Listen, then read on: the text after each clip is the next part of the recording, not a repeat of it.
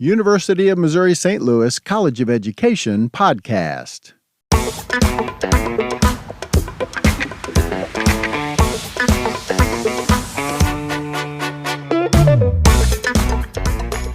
Hello and welcome. My name is David Stouffer and I get to be the recruitment coordinator for the UMSL College of Education. Each week on this podcast, we will meet an innovator in the field of education. We will spend some time getting to know them and learning about their work and how it can help you and yours. It is my sincere hope that this podcast will be a source of encouragement and support as you work to continue impacting lives as an educator.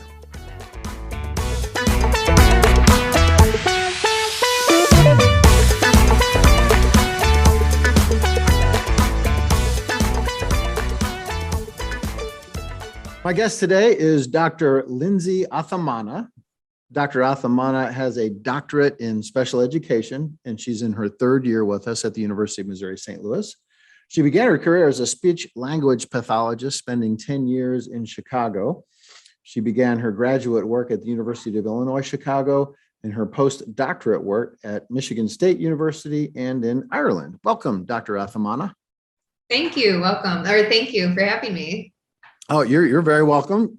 I appreciate you being here. You've done a lot of great things and you have a lot of varied experiences so far. Tell me a little bit about your work for UMSL. What do you do at the University of Missouri St. Louis College of Ed?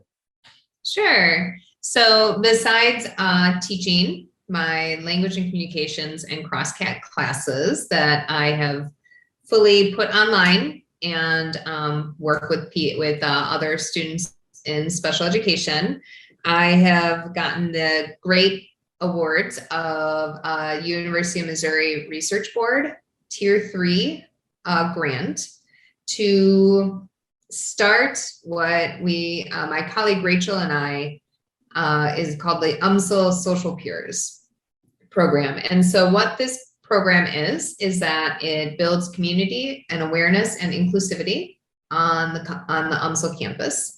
It is pairing UMSL undergrads and UMSL Succeed students together to meet and socialize. So UMSL Succeed is the post-secondary education program for individuals with intellectual and developmental disabilities. They can earn college credits, they live on campus, they can earn degrees, everything to prepare them for post-school life, just like you and me.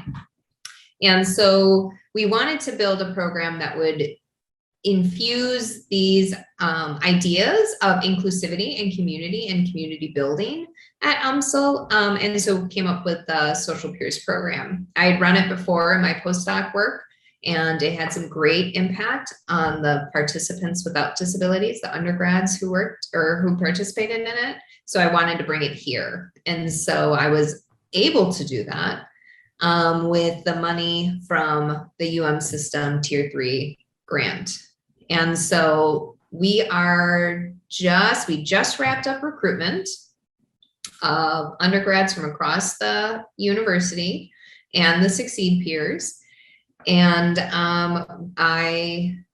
Rachel and I, we did a lot of recruitment. We went to classrooms and talked about it. And then the program itself is pairing up, like I said, undergrads with Succeed students, but the program is really focused a lot on the undergrads because unfortunately, as a previous speech language pathologist, I used to see this all the time in the public schools, is we would have our students with disabilities and our students without disabilities, they'd put them together in the classroom and say, good luck. They wouldn't do anything else. They wouldn't teach anybody anything. They wouldn't talk about how to socialize and how to be friends. And so that was always a really big issue I had with that situation. So this program specifically focuses on the undergrads and the undergrads without disabilities because we really want to build future leaders in the community that will be able to go out and be able to be comfortable and be able to relate to people with disabilities and really apply that in their work and their social life. And so besides socializing every week, they have to meet with each other for 30 minutes a week. We get to do monthly social events with the whole group. and safely, of course. And then the undergrads get a disability awareness training. Those trainings are happening this week, where we talk more about what disability is, how to be a really good friend versus a mentor or a teacher, because we don't want that hierarchical relationship. We want it to be true friendship and just socialization and inclusivity. And so they get the trainings, and then they get weekly check-ins by a peer coordinator to support them, answer any questions, talk to them about things, strategize on what to do on situations that might pop up. And then they participate in focus groups, one a semester, to hear back from them, from the participants who are participating in this, how we're running the program, any suggestions, feedback, all that good information. And then it goes for the full year. So it starts now and ends in May. And so we're really just trying to build that knowledge of people and build that understanding that we all would like friends. We all want to be friends, and we all should be able to work alongside one another in the future as well. So this sounds like a fantastic program. I imagine it's one of those programs where the kids working with the Succeed kids are almost impacted more than the Succeed kids themselves. Is that a fair statement? It could be. We just don't have the data to show that. But yes, the program that I ran at Michigan State, the students had a tremendous impact on their future careers, and even helped some decide what they really wanted to do and move into more disability related fields. And so it was really nice to see that impact that was made. And so with the research study that I'm conducting on the program, because we still need literature in the field because we don't have enough, is I will be doing a mixed method research study with the undergrads. So they will participate in a survey and an interview before the program starts, and a survey and an interview after the program starts, as well as collecting their focus group data and information. And then I take that and I look at it and I come up with the themes on what they're telling me and how this program is impacting me or impacting them. And the one thing really nice about this study is, fingers crossed, it'll be one of the first studies that actually talk to the Succeed students. So you know how you said, oh, well, you would think it would make more impact. Well, we've never asked the participants with disabilities, how do they like being in programs like these? So I need to know that information. I want to make sure that these programs are really helping everybody. And so this study is set up to also then interview the Succeed students to give their feedback on their anticipations of participating in a program like this. And then hopefully at the end, the impact it made on their lives as well. So are there prerequisites for the students who want to be the social peers? Do they have to be in the College of Education? Do they have to just be an undergrad anywhere? Tell me a little bit about that. For sure. The undergrads themselves just have to be a registered undergrad at UMSL.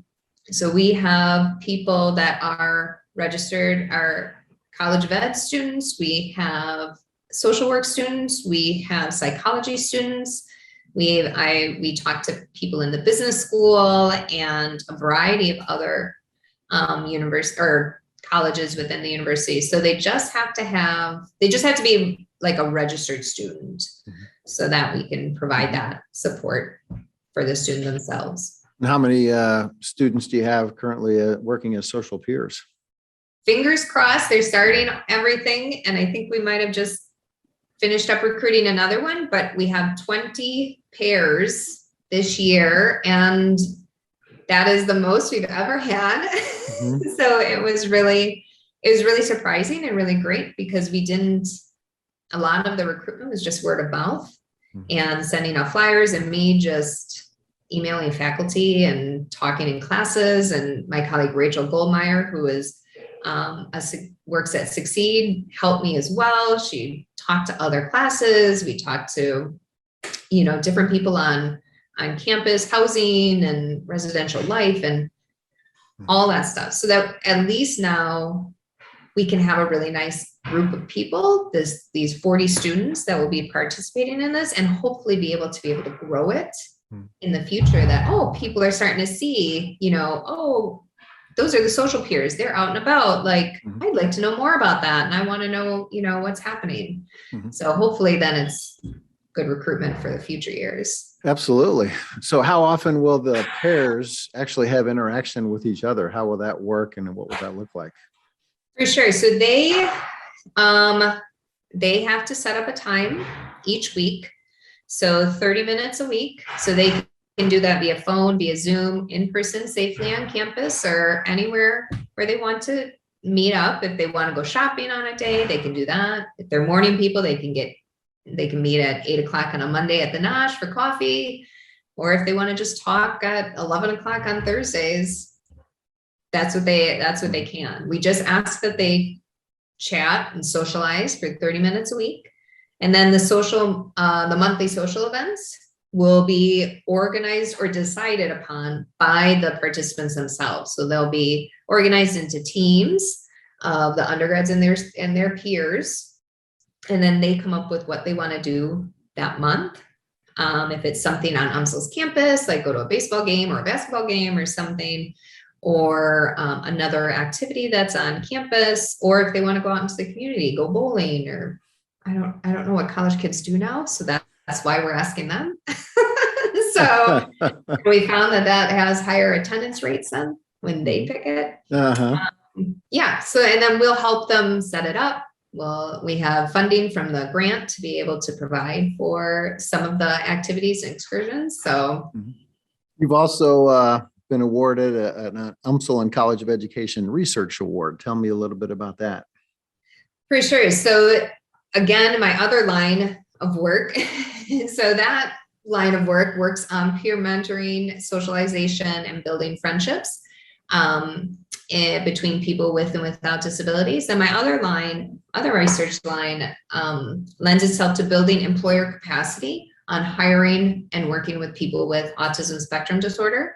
So I was awarded the UMSL Research Award, as well as the COE Special Research Award last year. And this is helping me to work with my colleague who is back in Ireland.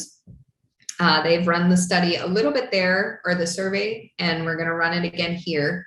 A statewide employer survey looking at the perspectives of employers in the state on hiring and working with people with autism spectrum disorder. Do they have people with ASD, with autism at their workplace? What do they feel about that? How do they, do this, et cetera, et cetera. Because I really want to take that information, I want to expand it eventually in the future to look at different and other states, neighboring states, Kansas, Arkansas, Illinois, Iowa, and then Tennessee, Kentucky. I think I hit all of them that we touch. Not positive. But eventually would like to really look at a national perspective of employers, because we have a real problem with, we get all our students ready with autism and with intellectual disabilities in the high school. We prepare them, we do work study, and we do, work-based learning, and we're ready and we want to go and they want to get a job. But then all of a sudden the unemployment numbers are skyrocketed for people specifically with autism and intellectual disability. So we prep them and then they don't get the jobs. And so what is the disconnect there? And so what I'm looking at is I'm looking at potentially the employers. There could be something with employers misunderstanding, having a different perspective, having those negative connotations with people with disabilities at the workforce. And so I want to find out, what do you guys believe? What do you guys understand? What do you guys know? And then hopefully turn it into building employer capacity through a disability awareness training, working with their HR department so that they can become more impactful and more willing to hire people with disabilities, so that in theory, fingers crossed, that unemployment rate for people with disabilities autism and intellectual disabilities goes down, because then they are getting the jobs and then they're maintaining them and they're working there. So, yeah, so that's a long career goal. So in terms of the survey and the information you're getting and generating, are you reaching out to employers? Are you reaching out to schools? Are you reaching out to parents, or all of the above? For sure. We are going to start aggregating a list of employers in the state of Missouri from public records and local chambers of commerce. I'm going to be reaching out to them and emailing them for their member list and seeing if I can get it. And then just reaching out to employers through email, maybe a call if necessary, to see if they would fill out the survey. And the money from the grant has allowed me to be able to give out gift cards for them to participate as kind of an incentive, because we all know employers are busy, but we really, really need this information. And so the survey will be completely anonymous, so we won't be able to track it back to the person or anything. So they could be as open and honest about their feelings as they can, because we really need that information. We need to know if you're harboring, some negative connotations to hiring people with autism, because we want to help you correct that or change that. Yeah, so we will be collecting the surveys. Fingers crossed, the surveys will go out end of October, and we'll collect data until we have the appropriate number of surveys that we need. So that could go up through the end of the year. We have the academic year. We have enough funds for that. So, but the grant allowed me to also hire a grad student. So I'm getting another grad student to join me, and I'm going to have to start a lab now because I've got several grad students roaming around here. So I got to do something to really start and building my career here at UMSL, because it's been a kind of funky 2 years. Yes, funky for all of us, for sure. So, so the survey results, once all is said and done, do you see this as a resource for not just employers, but I would guess the high school programs that have their essential skills program that are designed to provide the skills for the kids, so when they graduate from high school, they're ready to be, they're employable. Where do you anticipate sharing this information and the data you generate from the survey? You're spot on. I want to share it with employers. I want to share it with high school transition specialists, high school teachers. I also want to reach out to policymakers, because they also can have an impact on our laws that we have that deal with employment for people with disabilities as well. So sending it out in journals, perhaps writing some white papers to be able to, get the word out that this is what we're seeing. This is where we need to focus on. This is how we can start the conversation about really employing people with autism and intellectual disabilities in the real world. It's fantastic. You're doing some incredible work, Dr. Athamanah. It's just amazing to see. And I love the way I get spoiled because I talk about UMSL all the time, but I love the way that we just aren't a place to give people degrees. We're a way to really impact the community, impact kids' lives. And this is a perfect example. I mean, the Succeed program, the Social Peers program, the information you're going to be generating from the statewide employer survey is just going to do nothing but benefit everyone. So I commend you for your work. It's incredible. Thank you. Fingers crossed. Yes. Yes.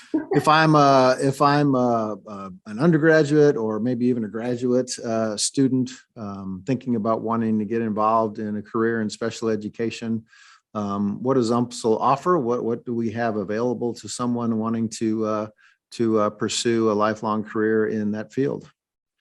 For sure. So what's unique about UMSL's education programs is that you don't just get trained as a general educator, you get training to be either a special educator or TESOL, which is English as a second language. I'm not positive what all of those letters mean, but that's a very unique experience, because a lot of people who go and do their undergrads in general education don't get that information about special education, and the students that we service. And so it provides them with a wealth of knowledge that they may never have been able to have access to. And sometimes one of the main issues that I was always talking about to general educators when I was working in the school system, working with them, they'd always say, I don't have this information. I don't know how to work with kids with disabilities, how to differentiate my instruction, et cetera. And so I would work with them like, this is what we need to do. This is the information. Here you go. Let's talk about it. Let's see what we can implement together. And I think also really the education program here really emphasizes that with the classes that I teach and my colleagues teach. We really emphasize inclusion and making sure that everybody is included in the classroom, and we're not going to let you out on your own. Here are some strategies that you can use as a general educator, or if you want to become a special educator, definitely talk to us, reach out, we'll always sit there and we'll always talk with you about what the opportunities are. There's always a need for special educators across the US. I don't think there's ever been enough. So we always need them. But it's really a great way here to be able to get a wealth of information and understand teaching a little bit more, and really understand where your teaching philosophy might come from, and that it's all connected. It's not just general ed and special ed. We're all connected, and we all can learn from one another. And so I think UMSL's program really highlights that. And the work you're doing is very evidence of that. So I appreciate you and your hard work. And I always said that the special education department and special education teachers service the kids that need us the most by far. And it's a great career. I encourage anyone who's interested in a career as a special educator, whether you're an undergraduate student getting a bachelor's degree for the first time, or a graduate student out there in the teaching world wanting to get that specialization, to pursue that highly, and certainly reach out to us here at UMSL. I think the conversation today is evidence that you won't find a better program to get involved in than the one we have here at UMSL. So Dr. Athamanah, thank you so much for being here, and thank you for your work to impact the lives of kids. Thank you. Thank you so much, David. It's been my pleasure.